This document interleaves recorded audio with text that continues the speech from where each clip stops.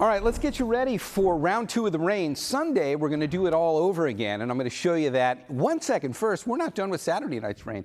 Get a close-up look here. You're taking a look at Saturday evening as light showers are still grazing across the North Bay. I think that's pretty representative of what we could still see overnight tonight.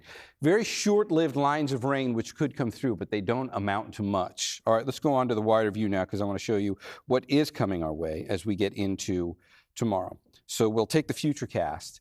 You'll see the times are going to start ticking forward there on the bottom of your screen. And we're going to start this at the beginning, tomorrow morning, late. And when we put this into the Futurecast, when I say late, I mean sunrise for the North Bay. And that's a few hours later than it started today. Because today you got the rain pre-dawn in the North Bay. Tomorrow it'll start like around 7, 8 in the morning. So I think more of us will be awake to notice it. And then that means it's going to progress across the bay a little bit later as well. I'm going to play it again since we just watched that. Now we kind of know the theme here. The rain comes through a little bit later. Let's pick it up again from the beginning. In the North Bay here tomorrow, that's a pretty well-organized line. That's like 7, 8 o'clock. It gets down to the Golden Gate here about noon. And that's when most of us notice an organized line of relatively light rain move across. And then it finally gets down into the Santa Clara Valley like around 4 or 5 o'clock. At that point, it's fallen apart. You may not get much. In fact, take a look at the rainfall numbers on here. How much might we get? Salinas, Monterey, maybe you get 1/100 of an inch of rain. Santa Cruz might get about 1/10. You did that today. San Jose, you didn't get anything measurable today. You may not tomorrow either. Livermore gets 1/100 of an inch.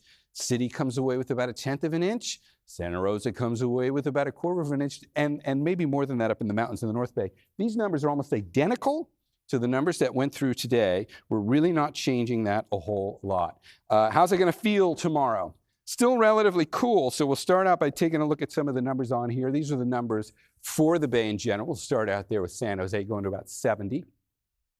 And you can see the numbers there in Livermore and Concord and Santa Rosa in the upper 60s. Let's get down to Monterey and get your numbers on here. We'll see how things will play out down here as well. 71 in Hollister, 10 degrees cooler than that in Santa Cruz. And Monterey will be at about 66 for the daytime high. Okay, one other perspective on this. We have been keeping our eyes out here, rightfully so, for our weather. Storm track is still active up here in the Gulf of Pacific, but our branch of it is about to come to a close. When we get to the 7-day forecast in 1 second, the real story is going to be the warm-up for us next week. I'm going to show you the 7-day forecast in 1 second. First, we need to talk about something else this week, which is almost certainly going to be taking headlines, and we got to do the long walk to get over here to the Caribbean. That's Melissa, now a hurricane. And this, you might not have been hearing a whole lot about this one just yet, unless you've really been following the weather headlines. Now categorized as a hurricane. And if we just kind of clear off the satellite imagery, you can see where we are. There's a lot of warm ocean water down here. Some of these sea surface temperatures are in the upper 80s, like 88 degrees. Put your hand in the water, it's 88 degrees down here. That's about 4 or 5 degrees in places above average. That's a lot of fuel for what is about to intensify into a major hurricane.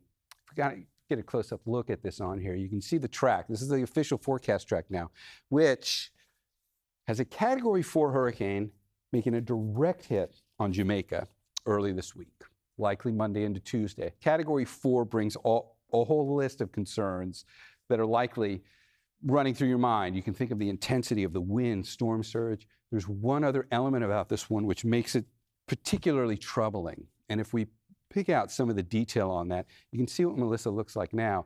But let's futurecast that over the course of the next 4 days for rainfall. Now the scale on here, you can see here's Jamaica. These areas of white are where the accumulated rainfall is off the charts. I mean, this thing only goes to 10 inches. That's showing you where we could get 3 feet of rain moving through parts of Jamaica. And the thing about Jamaica, to look at this a little differently, is it is quite mountainous. These mountains in Jamaica are as much as 6,000 feet high. Look at the drainages here. 3 feet of water in there spilling through those drainages is going to become a very big problem. That, by the way, that's the major city. That's Kingston, which is not as vulnerable as some of those other small communities. But the whole island's got a significant risk. And that's going to be a major story for us as we head into this week. We're going to be hearing a lot about it. We will be keeping you updated, as will the CBS Evening News and any other. We're all going to be watching that one. Here's your 7-day forecast for us. Okay, look at next week. We know about tomorrow's rain. Look at the warm-up for next week. Sunny and low 80s.